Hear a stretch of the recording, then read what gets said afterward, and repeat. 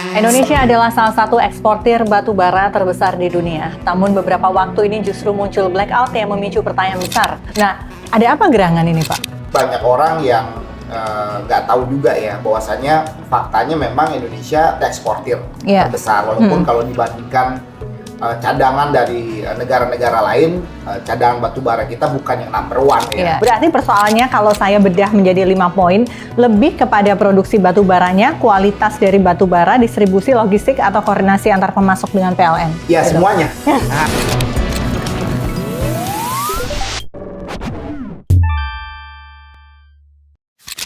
Indonesia adalah salah satu eksportir batu bara terbesar di dunia. Namun beberapa waktu ini justru muncul blackout yang memicu pertanyaan besar. Komisi 12 DPR kemudian memanggil PLN untuk meminta penjelasan soal pasokan energi primer, stok batu bara hingga tata kelola kelistrikan nasional. Yang jadi pertanyaan besarnya adalah apakah persoalannya memang benar-benar kekurangan batu bara atau ada masalah yang lebih dalam di balik rantai pasok energi kita. Hari ini kita akan membedahnya bersama dengan pelaku usaha yang juga Ketua Asosiasi Pemasok Energi, Mineral, dan Batu Bara Indonesia, yakni Pak Angga Wira. Pak Angga Wira, selamat siang. Nanti kita juga, apa kabar? Sehat? Thank you for coming ya Pak ya, di Ngobrol Ekonomi. Thank you. Nanti kita juga sedikit membedah soal mekanisme satu pintu ekspor yang terkait dengan dugaan under invoicing ini ya, sumber daya alam begitu. Tapi kita mulai dari blackout ini. Terjadi di banyak tempat. Sudah beberapa bulan yang lalu sih begitu. Ini memang pasokan energi kita terancam, sementara kita tahu sendiri begitu. Kita adalah eksportir terbesar batu bara di dunia. Mudah-mudahan masih sampai saat ini ya, nggak tahu lagi betul. Nah, ada apa gerangan ini, Pak? Ya sebenarnya ini momentum ya. Semua pihak agar memperbaiki tata kelola ini secara lebih komprehensif ya. Ini bukan waktunya kita menyalahkan pihak tertentu ya, tapi saya rasa ini momentum untuk kita benar-benar menciptakan sinergi dan kolaborasi dan menyampaikan fakta-fakta secara terbuka dan objektif. Ya, silakan saja menyampaikan fakta-faktanya. Pertama begitu. Juga mungkin banyak orang yang nggak tahu juga ya, bahwasanya faktanya memang Indonesia tadi disampaikan Mbak Vesy, kita eksportir terbesar. Walaupun kalau dibandingkan cadangan dari negara-negara lain, cadangan batu bara kita bukan yang number one ya. Tapi karena memang cadangan batu bara kita itu di permukaan Mbak Vesy. Jadi pengelolaan atau eksplorasinya lebih mudah gitu. Jadi secara harga juga lebih kompetitif ya. Iya, karena eksplorasinya tidak terlalu sulit ya. Tidak terlalu sulit kalau kayak di Cina, di Australia, di Amerika itu banyak yang underground mining, dan itu pasti teknologi dan juga biayanya cukup tinggi ya. Jadi kita kembali ke persoalan sebelumnya di mana pemerintah melakukan bukan pengetatan ya, penyesuaian ya, RKAB dari batu bara. Sebelum ke situ Pak, sebelum ke teknis itu, berarti persoalannya kalau saya bedah menjadi 5 poin, lebih kepada produksi batu baranya, kualitas dari batu bara, distribusi logistik atau koordinasi antar pemasok dengan PLN. Ya gitu. Semuanya, semuanya itu makanya saya akan jelaskan secara runut ya, supaya kita benar-benar memahami ya. Jadi kemarin itu memang walaupun kita batu baranya itu tadi cadangan kita nggak terbesar, tapi kita eksportir yang terbesar. Nah, saya percaya pemerintah kemarin di eranya Pak Prabowo ini ingin memperbaiki tata kelola. Tadi makanya kita sebelum ngopi juga ngomongin soal DSI ya. Nah, saya percaya bahwa ada komitmen dari government untuk benar-benar memanfaatkan sesuai dengan pasal 33 ya, bumi, air, kekayaan alam itu bisa dimanfaatkan sebesar-besarnya untuk kemakmuran rakyat.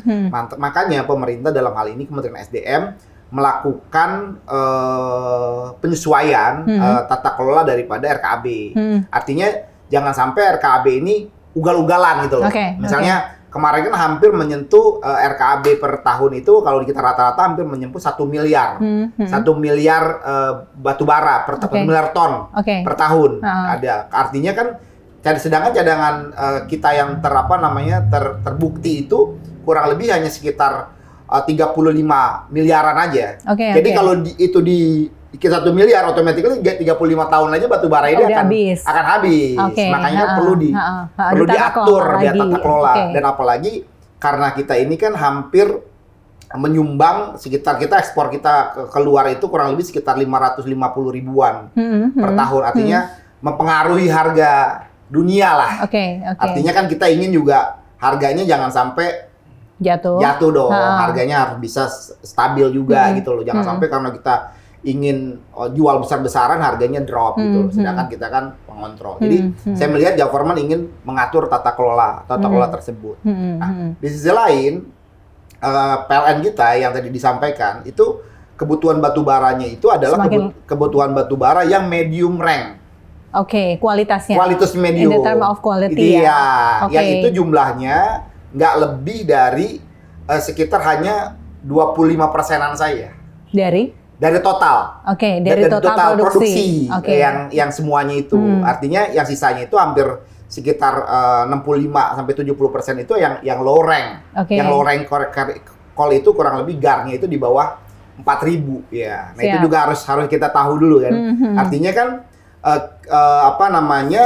yang 25% ini kan harus digunakan untuk mensuplai PLN secara keseluruhan, yang itu menyebabkan terjadinya kekurangan suplai akibat ada penyesuaian RKAB yang tadi. Nah, makanya menurut saya dalam konteks ke depan supaya blackout ini tidak terjadi lagi, dari sisi PLN juga harus mulai menyesuaikan teknologinya agar batu bara kita yang banyak yang low rank call ini bisa digunakan untuk pembangkit yang ada, ya kan, pembangkit yang ada. Nah, ini juga perlu ya menjadi perhatian juga ya, karena kalau tidak disesuaikan kan susah orang yang tersedia ini low rank call, sedangkan tetap di push ini yang medium call. Tapi yakinkah Pak Angga bahwa ini hanya masalah karena PLN belum menyesuaikan diri terhadap itu tadi beberapa kualitas dari batu bara instead of untuk kebutuhan pembangkitnya begitu. Apakah hanya karena itu dan perubahan tata kelola yang mungkin belum terinformasi dan belum terdistribusi dengan jelas, atau ada masalah pelik yang lainnya? Salah satunya itu. Berikutnya yang lainnya itu adalah bagaimana adanya penyesuaian harga. Karena harga DMO dalam negeri ini sudah 8 tahun Mbak Besi tidak disesuaikan.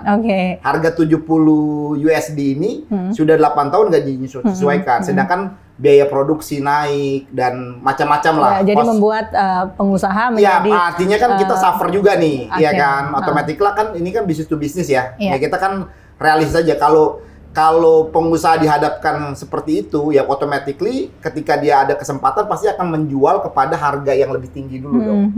Tapi itu tidak boleh kan ya? Enggak, ada kewajiban. Contoh, dia kan punya kewajiban 1 tahun nih. Untuk DMO misalnya, seharusnya perusahaan A dikasih kewajiban 1 juta. Ya 1 juta DMO.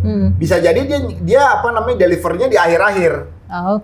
Yang awal ini dia jual dulu yang ada margin. Ini kan mekanisme untuk keberlangsungan.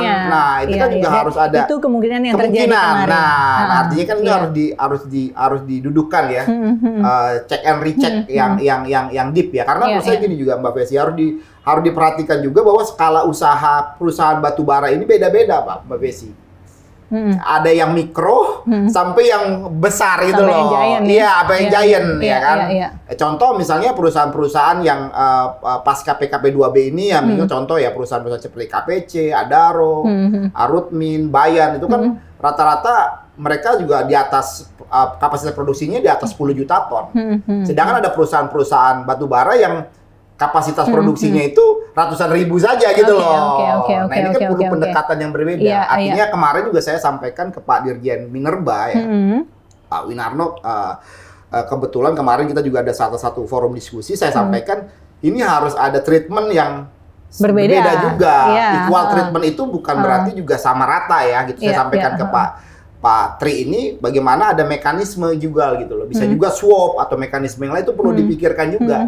Karena akan nggak visible suatu perusahaan yang kewajiban DMO-nya misalnya 100.000 setahun gitu ya, harus mengirimkan DMO-nya kan satu tongkang aja nggak sampai gitu loh per bulan. Ini bagaimana mereka bisa punya kewajiban secara ekonomis juga mereka akan kesulitan sistem logistik dan lain sebagainya. Ini benar-benar harus difikirkan. Iya, Pak Angga, apakah perusahaan-perusahaan, mohon maaf yang kecil itukah yang kemudian akhirnya menjadi enggan dan membuat akhirnya penerimaan batu bara kepada PLN itu menjadi tersendat? Ya gitu. bukan enggan ya. Saya rasa semuanya ini pengusaha ini punya komitmen ya untuk mematuhi aturan. Tapi kan ketika dihadapkan kepada realita, apalagi itu kan bisnis to bisnis ya. Betul, Apalagi itu juga misalnya terkait kemampuan perusahaan juga. Nah itu kan akan berbenturan dengan realita. Makanya harus difikirkan suatu mekanisme yang lain gitu loh. Bukan hanya kewajibannya itu mengirimkan batu bara, atau bisa juga mereka dikutip gitu ya. Dikutip sejumlah uang, lah akhirnya dibarter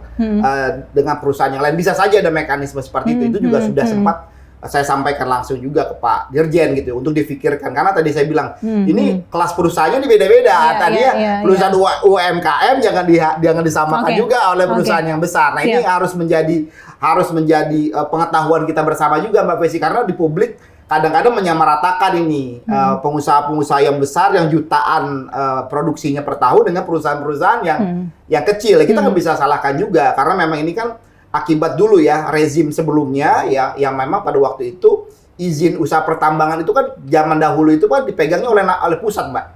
Tapi ketika ada rezim otonomi daerah itu diserahkan kepada pemerintah kabupaten kota pada waktu itu. Mohon maaf ya, itu ada pemberian izin yang ugal-ugalan lah, distribusi. Jadi tambang itu mungkin 100 hektar jadi tambang itu lebih kecil ya. Mungkin sekarang juga harus dipikirkan untuk kemarin juga kan di pemerintahan sebelumnya Pak Jokowi kan juga pernah melakukan penataan ya, pencabutan. Mungkin Mbak Fesi masih ingat pencabutan beberapa tambang-tambang yang memang juga tidak jalan, tidak apa. Jadi sekarang kalau nggak sekarang, kemarin data dari Pak Tri itu sekitar sekarang itu izin usaha produksi pertambangan itu kurang lebih hanya sekitar 4.300. Makin menyusut, yang tadinya hampir 10 ribuan. Idealnya berapa, Pak? Ya menurut saya ya dari 4.300 itu harus diklasifikasikan juga. Nah supaya tepat ini menurut saya, yang mana yang kelasnya memang giant, besar, menengah, kecil dan mikro, supaya treatmentnya ini bisa sesuai. Dengan kewajiban yang berbeda-beda. Kewajiban begitu caranya, mungkin kewajibannya sama ya, harus sekian persen demo itu kan kita 25% dari total produksi, tapi mereka bisa convertnya itu adalah barang dari dia, atau mereka membayar kewajiban. Itu mungkin bisa menjadi solusi juga, karena ketika misalnya mereka harus convert barang atau jual punya barang dia, ternyata misalnya IPP-nya jauh, pembangkitnya gitu loh, tambangnya di mana pembangkit. Nah itu kan juga tidak efisien juga. Nah ini mungkin perlu dipikirkan menurut saya. Ini kan berarti menjadi jeritan hati ya. Ya salah satu yang kami hadapin dari teman-teman pelaku usaha, karena memang keberadaan Aspebindo dulu juga berdiri ya di tahun 2011 itu adalah kami itu lahir daripada pengusaha-pengusaha supplier yang di level menengah. Kalau yang besar-besar kan udah ada APBI ya. Karena kami melihat ini kita beda gitu loh caranya gitu ya. Jadi memang itu kami melihat tadi harus ada treatment atau aturan yang memang bisa mengakomodir semua pihak gitu. Kita sebenarnya sudah mengundang PLN tapi belum ada jawaban. Lalu kemudian kita juga mengundang nanti di episode berikutnya ya. Komisi yang terkait dengan energi dari DPR RI begitu, untuk mencarikan solusi. Tadi menarik sekali ketika Mas Angga mengatakan bahwa sudah berkomunikasi di SDM, karena ini kan regulatornya di SDM betul. Seperti itu ya. Operatornya di masing-masing, kalau bisnis batubara ini operatornya di masing-masing perusahaan, tapi regulasinya di SDM regulasi begitu ya. Dalam konteks bagaimana ketentuan DMO-nya gitu kan sementara user dalam negerinya yang paling gede adalah PLN begitu, yang punya kewajiban untuk kelistrikan memang jualnya ke PLN kan, karena DMO kelistrikan kan $70. DMO non kelistrikan itu $90. Kalau yang PLN itu harga 70, non PLN itu jual ke semen, ke industri yang lain. Di dalam negeri. Kalau untuk di luar negeri terserah buyer ya. Itu kan, tapi memang kita punya harga batubara acuan HBA. Memang harganya itu harus mengikuti daripada HBA ya. Baik. Nah, lalu terus kemudian akan seperti apa ini wacananya nanti untuk kemudian bisa membuat akhirnya blackout tidak akan terjadi lagi, terus krisis energi jangka panjang juga akan terjadi lagi. Blackout dulu deh begitu ya. Apakah sudah ada komitmen begitu tripartit atau lebih bahkan antara PLN sebagai user yang memang obligasi begitu ya harus diberikan kepada PLN di dalam negeri ini, begitu dengan pengusaha lalu kemudian dengan Kementerian SDM? Ya pertama dalam jangka pendek kami melihat pemerintah sudah menaikkan ya RKAB kepada pelaku-pelaku usaha yang memang berkontrak dengan PLN secara langsung. Itu jangka pendek, artinya kan dia punya kuota lebih untuk bisa mensuplai di dalam dalam negeri itu PLN. Oh jadi switching. Jadi ada perusahaan yang dianggap ada perusahaan yang memang dia berkontrak dengan PLN, bagus, batunya speknya sesuai, dia naikkan RKAB-nya. Jumlahnya mungkin yang kemarin misalnya dapatnya taruhlah 2 juta dinaikkan mungkin tambahan 100-200 ribu untuk mengcover perusahaan-perusahaan kebutuhan belum sampai karena ada ya? beberapa juga yang belum diterbitkan RKAB-nya Mbak Mbak Fesi, karena ya tadi kan karena ada kendala administrasi juga, kita nggak bisa memaksakan juga kan Mbak, ada sekian perusahaan mungkin yang belum bayar PNBP, belum bayar jamret, itu kan nggak bisa serta-merta pemerintah langsung terbitkan juga. Kami memahami juga karena ada regulasi juga kan. Nah, saya kan juga apalagi sekarang kan ya Mbak Fesi tahu sendiri ya, sorotan hukum di dalam konteks pengembangan sumber daya alam kan cukup luar biasa. Jadi saya rasa juga pejabat-pejabat di lingkungan tersebut akan sangat hati-hati ya. Nggak mungkin kalau mereka nggak lihat ini nggak proper, nggak sesuai dengan aturan, belum ada, mereka juga nggak mungkin memberikan diskresi juga. Jadi saya memahami juga. Jadi saya rasa ini bagian daripada penguatan tata kelola gitu. Itu yang pertama ya. Yang lainnya tadi saya bilang ya harus ada penyesuaian gitu loh ke depannya. Tadi dalam konteks PLN bagaimana penyesuaian mesin tadi agar bisa mengkonsumsi batu bara yang loreng juga gitu loh. Di sisi lainnya tadi dalam konteks tata kelola ini mungkin bisa juga kita mencontoh dalam konteks sawit ya. Ada suatu lembaga yang mengelola BPDPKS ya. Mungkin kalau dulu kan sempat ada wacana kita mau bikin MIP kan. MIP ya nih? Ya, semacam BPDPKS ya gitu. Itu kan artinya ke yang jual keluar diambil pungutan lah. Pungutan selisihnya berapa, yang ke dalam nanti disubstitusi lah harganya. Somehow kayak begitu ya. Cuman memang wacana ini pada waktu itu sempat nggak berjalan lagi ya. Pastinya kan dengan pertimbangan tertentu ya. Ya yang lainnya tentunya ya tadi harga demonya harus disesuaikan juga gitu. Ini kan udah hampir 8 tahun kan kita juga ngobrol tadi ya. Iya kan, nah itu kan udah sudah nggak logiknya, SR naik terus gitu, stripping ratio-nya kita juga naik terus. Tapi juga kata negara kan sebagian dari Mas Angga Wira ini kan juga di SDM ya. Betul. Kata negara kan sudah dapat harga yang bagus banget itu windfall profit dan lain sebagainya dari luar negeri. Di dalam negeri jangan windfall profit kita jangan dibandingkan ketika pada waktu Covid. Itu kan sempat naik sampai 300-an USD ya per ton. Kalau sekarang sih little bit ya naiknya sedikit aja, nggak terlalu yang besar pada waktu itu gitu loh. Jadi juga jangan sampai nih kita melihat pengusaha ini jangan sampai jadi sasaran terus ya. Teman-teman sih saya yakin beberapa kebijakan yang pemerintah sampaikan kita selalu lakukan dengan baik ya. Kita adaptasi, kita lakukan dengan baik. Tapi ya kita juga harus menyampaikan juga fakta-fakta yang ada, karena saya rasa ya ini kan kolaboratif Mbak ya. Pengusaha juga kan milik negara, sekian persen kita bayar pajak. Artinya kan semakin banyak pengusaha yang lahir itu kan sebenarnya semakin banyak baik untuk negara juga kan. Dan bisnis ini kan juga harus dilindungi dong. Investasinya, kepastiannya. Walaupun ini kita bilang ya zaman sekarang kan zaman uncertainty ya.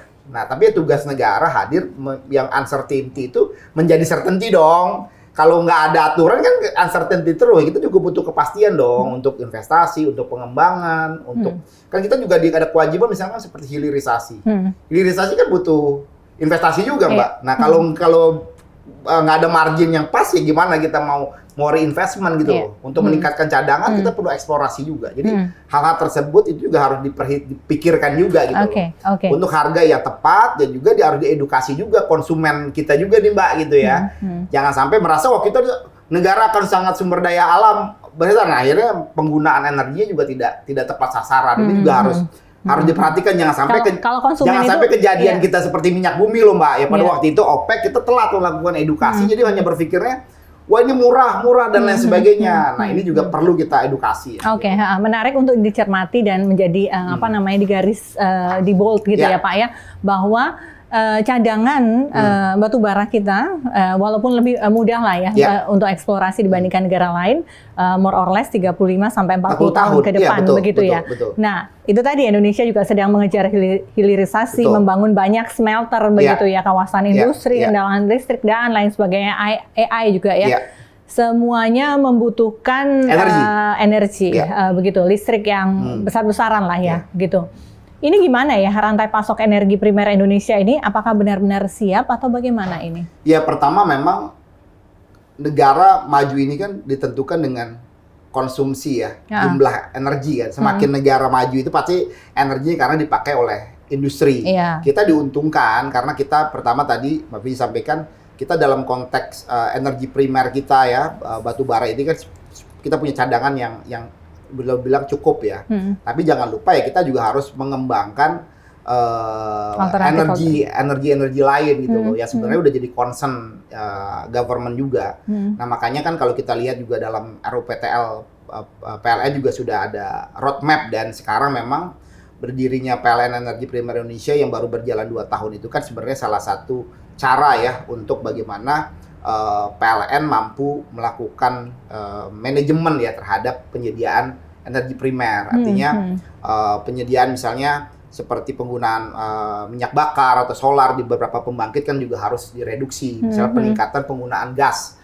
Kita juga sedang melakukan besar-besaran untuk penggunaan gasifikasi misalnya gitu Mbak Desi. Karena kan beberapa eksplorasi di hulu migas kan sekarang udah bisa jalan ya. Kemarin kan Presiden seminggu lalu baru meresmikan groundbreaking Masela ya, yang hampir 20 Blok tahunan Masela, Blok Masela. ya. Ada juga Eni, ada juga Mubadala. Artinya ke depan gasifikasi ini bisa menjadi jembatan transisi kita sebelum kita masuk kepada renewable energy. Yang memang renewable ini kita juga kaya sama biomass, macam-macam lah. Tapi kan cost investasinya yang besar. Jadi menurut saya PLN yang harus benar-benar concern pemerintah, government untuk bagaimana transisi energi ini dengan mengoptimalan gas. Gitu. Jadi salah satu caranya menurut saya agar tadi energi juga bisa affordable kan. Kita kan mengundang investor masuk, pasti investor tuh nanya pertama kali gimana energinya, kan gitu. Kalau kita bisa menggaransi energinya tersedia, aman, begitu ya. Harganya juga bisa termanage juga gitu ya. Dengan baik gitu ya. Mungkin juga mereka juga perlu proyeksi. Nah, ini salah satu kita bisa menarik apa investor masuk ke depan, apalagi tadi yang Mbak Besi bilang soal apa namanya IT misalnya ya.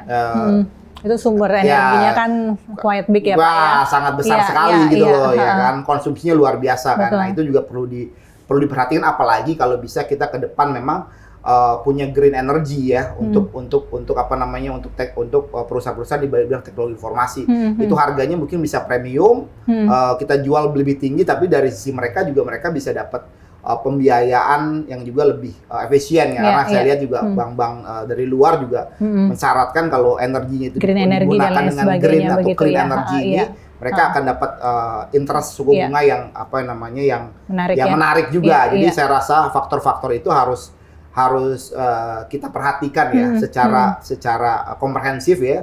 Saya lihat juga dari Kementerian SDM di era pemerintahan sekarang sudah cukup agresif Mbak ya, banyak sekali pembangunan infrastruktur di bidang gas misalnya. Kemarin pemerintah sudah mengkonek jaringan pipa di Cisem ya. Jadi Jawa sekarang itu udah terkonek jaringan pipa Mbak ya. And then sekarang lagi pembangunan lagi dari Duri dan Semangke. Jadi di 2028 itu nanti sudah terhubung ya, dari Jawa Timur hingga ke Aceh itu udah terhubung jaringan pipa. Tapi kalau ini Pak ke yang Sulawesi dan lain sebagainya? Nah itu makanya itu yang memang yang sekarang kalau Sulawesi ke Papua memang harus pakai kapal ya, karena itu pembangunan itu kan cost-nya apalagi lewat laut kan pasti biayanya akan cukup mahal. Tapi pastinya sumbu industri kita kan, pertumbuhan kita kan di Jawa Barat ini kan sudah terkoneksi, dan kemarin juga kebetulan kita sudah mengkonek juga pipa WNTS ke yang dari Batam itu Pak,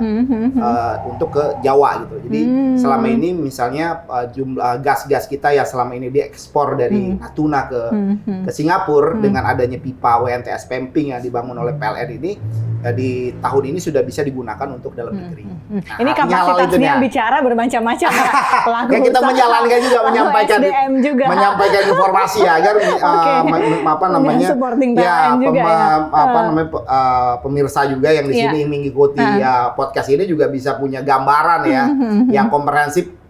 Ya nggak mudah juga gitu ya mengelola energi. Bicara gitu ya. Distribusi ya Pak ya, supaya low cost seperti itu ya. Padahal kan tantangannya di Indonesia Timur itu sangat besar sekali, energi yang bisa ya kan, maksud saya, sumber daya alam karena energi yang kita seperti ini kan, kayak seperti di Indonesia Timur rata-rata IPP kita ini masih menggunakan BBM Mbak ya kan, dan itu costnya kan mahal sekali apalagi dengan harga yang tinggi kan. Makanya harus dioptimalkan tadi ke depan, karena banyak source penemuan kita di gas ya harus IPP ke depan itu dialihkan ke gas untuk gitu. penggunaan Dan mungkin gas. dialihkan ke sumber daya alam yang lain ya, salah satunya ya. Salah satunya yang memang sudah firm ada kan gas. itu. Nah, dengan penggunaan gas itu kan istilahnya investasinya untuk switching dari dari BBM ke gas kan nggak begitu besar lah ya.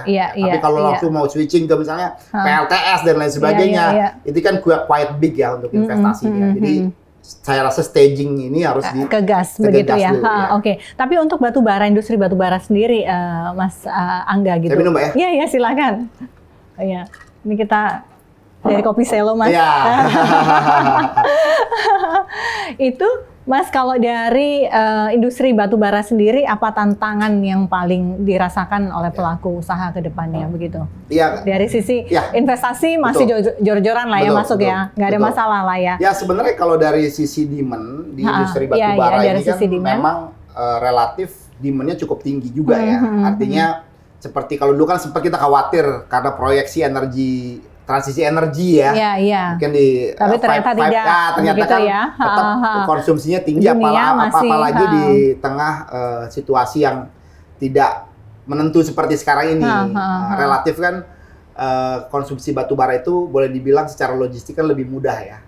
Lebih mudah, tidak punya resiko yang terlalu bisa termanageable lah. Jadi orang kalau misalnya selama ini gunakan gasnya kurang bisa switch gitu loh. Karena relatif kalau di negara-negara eksportir negara-negara lain ya mereka sudah tersedia pembangkit batu bara di sisi demand. Tapi memang sisi lain yang tadi saya sampaikan memang kan kita juga punya kewajiban untuk melakukan hilirisasi. Perusahaan-perusahaan batu bara ini ada kewajiban ketika diperpanjang izinnya mereka punya kewajiban untuk melakukan hilirisasi ya. Jadi nggak hanya menjual batu bara mentah saja, tapi harus ada pengolahan lain ya. Macam-macam kewajibannya. Ada yang to metanol, ada yang di ME dan lain sebagainya tergantung pada perusahaannya. Nah, yang tadi saya sampaikan itu kan butuh investasi dan kepastian. Nah, di sisi lain kalau tadi misalnya income-nya kita juga sangat tipis, bagaimana kita mau reinvestment kan? Nah, itu kan juga sulit kan. Sedangkan juga untuk mengundang pihak lain maju kan juga dia pasti lihat buku dulu dong, bener nggak nih seperti apa. Jadi itu mungkin salah satu challenging ya. Jadi menurut saya kalau kita mau memberikan ruang nafas dan ruang bergerak untuk industri batu bara ini bisa menopang ya ke depan itu ya harus diberikan ruang juga dari sisi bagaimana konsumsi batu bara di dalam negeri atau DMO ini harganya juga bisa dicari harga yang rasional ya. Karena untuk apa ya? Karena kan gini Mbak.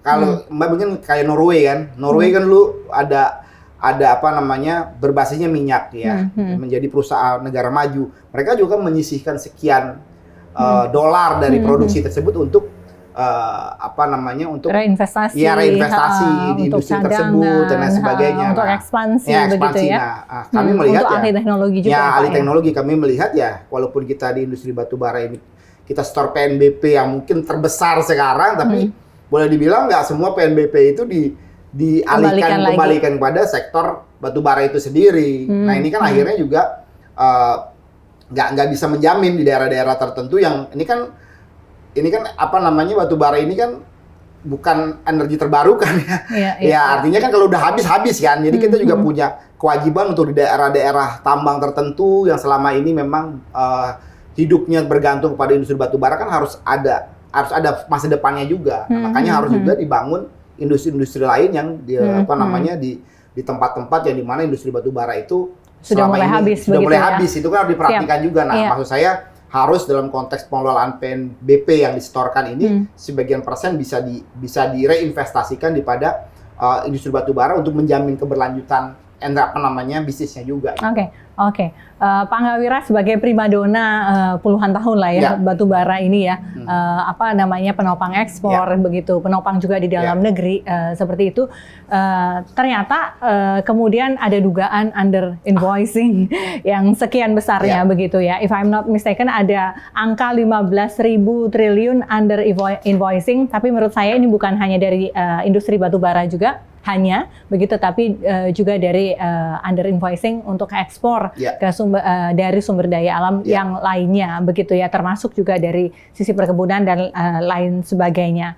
Dan akhirnya membuka mata Presiden untuk adanya one gate Export Institution ya. One Gateway lah ya. One Gateway, begitu. Lembaga yang dibentuk adalah PT Danantara Sumber Daya Indonesia atau DSI. Begitu tanggapan Bapak? Pertama, saya as personally percaya ya bahwa pemerintah ini kan punya niat baik, Mbak ya. Jadi apapun yang dilakukan, perbaikan tata kelola yang dilakukan oleh pemerintah ini semata-mata untuk tadi yang Pak Prabowo bilang ya untuk kebaikan masyarakat secara luas ya, kemakmuran secara luas. Di sisi lain ya kami melihat dalam konteks industri batubara ini kan sebenarnya industri yang sudah mature ya, sudah berjalan sekian puluh tahun Mbak Fesi, dan memang aturan-aturannya di industri batubara ini boleh dibilang ya saya juga udah cukup lama di industri ini juga sudah cukup rigid dan detail gitu loh. Ya, kita juga punya harga batubara acuan. Jadi kalau kita internasional, lokal artinya kalau kita mau jual, kita harus berpatokan pada HBA. Harga batubara internasional juga ada Newcastle. Ini beberapa indeks lah, tapi indeks itu ada rumusnya lah seperti apa. Akhirnya muncul harga batubara acuan yang versi Indonesia. Jadi kalau kita mau melakukan ekspor, kita harus nggak boleh jualan ini lebih rendah daripada HBA yang kita miliki. Jadi kalau saya melihat ketika tadi ada asumsi yang seperti under invoicing atau ada penyelewengan, baiknya itu memang jangan sampai jadi isu atau rumors ya. Sebaiknya memang dibuktikan oleh penegak hukum seperti apa polanya gitu loh. Ya kan? Karena kalau menurut saya biasanya seperti apa polanya? Beda dengan sumber daya yang lain kan kita HS code-nya satu, Mbak. Kalau kayak di sawit itu kan, mohon maaf ya, mungkin bisa HS code-nya beda-beda. Yang diekspor apa, yang dilaporkannya HS code-nya apa gitu loh. Kalau itu tidak mungkin. Kalau kita kan nggak mungkin. Batubara ya udah batubara ya udah. Ya, kalorinya itu kan juga disurvei oleh surveyor independen, baik dari kirim maupun dari sampai bayar. Ya kan itu rata-rata juga surveyornya kan BUMN juga, ada Sukovindo, ada Survei Indonesia, ada yang lain-lain lah beberapa, tapi ada BUMN itu juga jadi bisa langsung juga di cross check juga gitu lah. Yang terjadi mungkin dari satu perusahaan dengan satu perusahaan yang lain bisa mendapatkan harga yang berbeda, Mbak.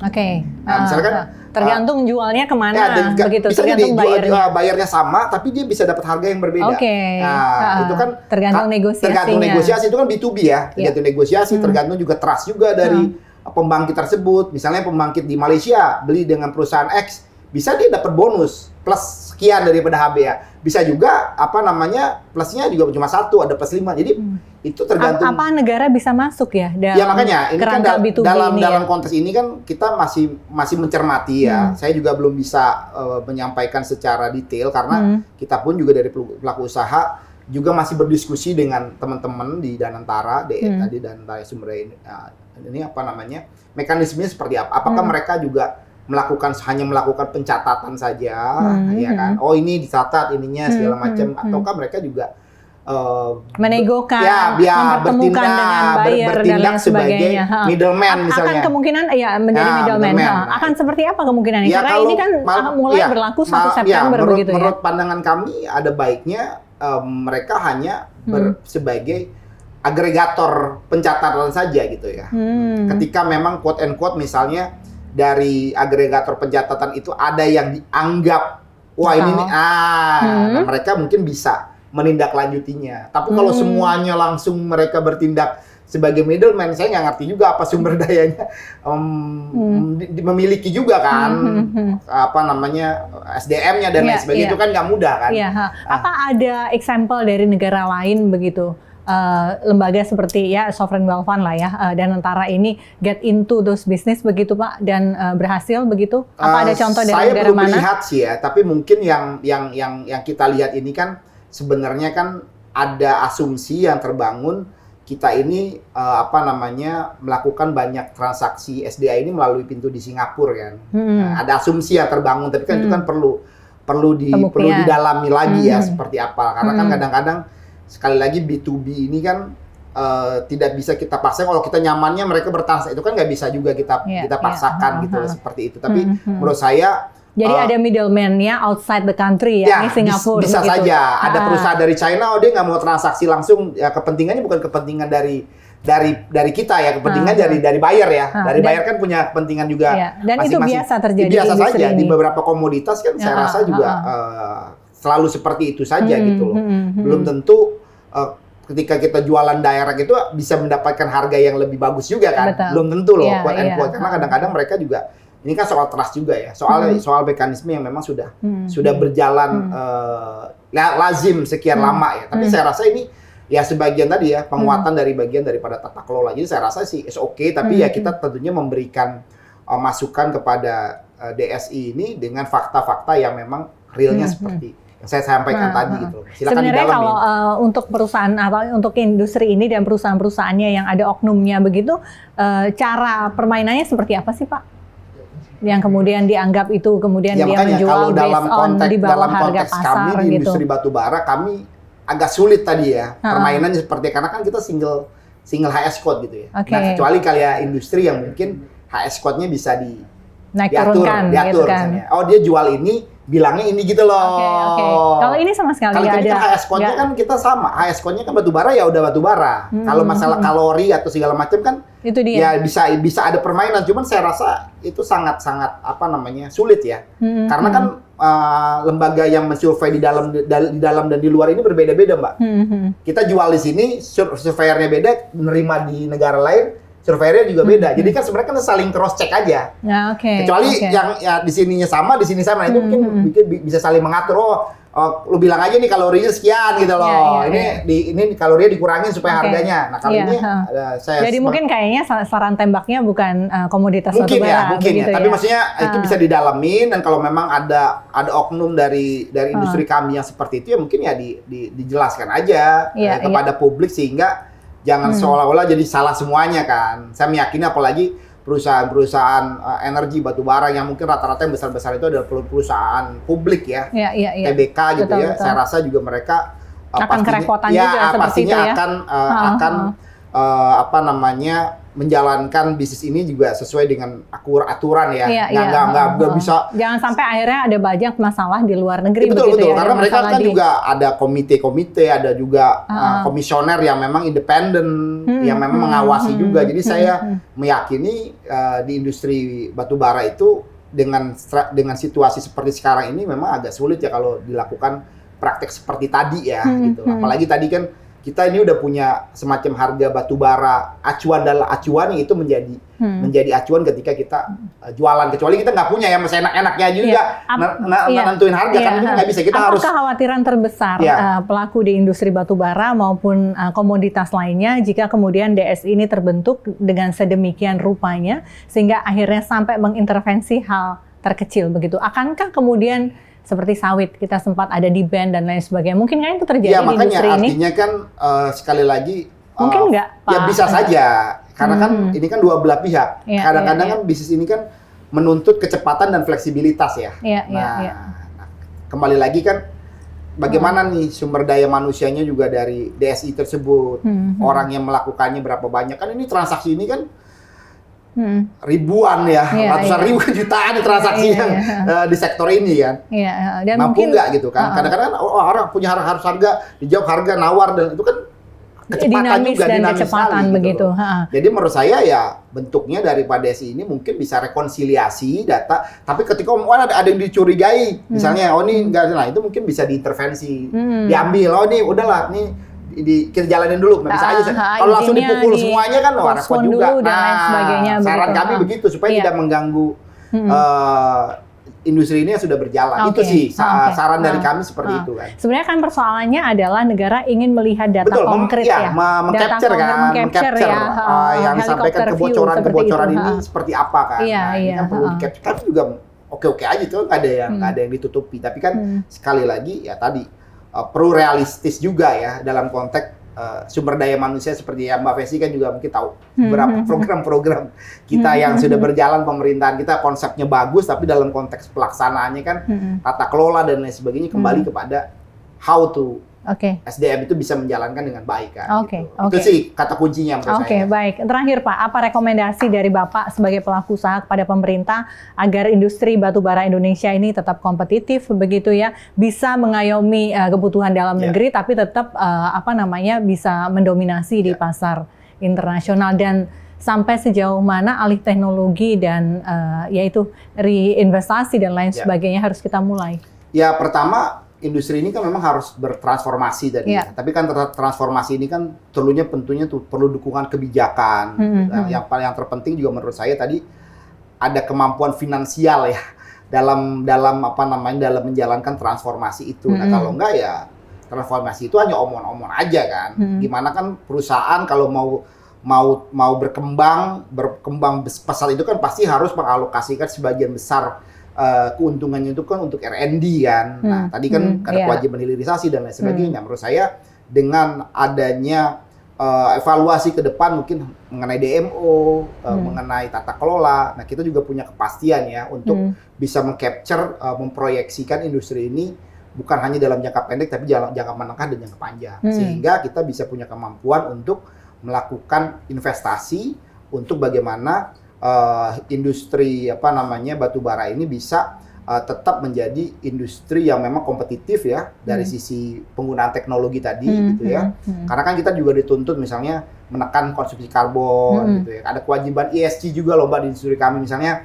seperti misalnya kita juga di beberapa perusahaan-perusahaan yang memang besar sudah menggunakan alat-alat yang berbasis truk listrik gitu ya. Penggunaan energinya juga di beberapa tempat udah pakai PLTS. Ada komitmen seperti itu juga. Automatically itu kan pasti akan membuat biaya produksi di awal ini akan semakin tinggi kan, Mbak. Nah, itu kan harus di-cover dengan harga yang pas. Jadi kami ya sudah menyarankan juga kepada pemerintah PLN untuk menghitung lagi supaya harga DMO ini memang bisa ada penyesuaian ya setelah sekian lama ada penyesuaian yang baik juga sehingga industri batu bara ini bisa tetap tumbuh ya. Tapi di sisi lain juga tetap juga kita harus bisa juga memberikan energi yang affordable juga ya untuk masyarakat kecil. Ini kan juga harus kita challenge ya, bukan berarti ada kenaikan DMO harga juga langsung kenaikan. Ini kan bisa subsidi silang kepada industri-industri yang memang tadi industri yang berbasis IT ya, data center gitu ya, yang memang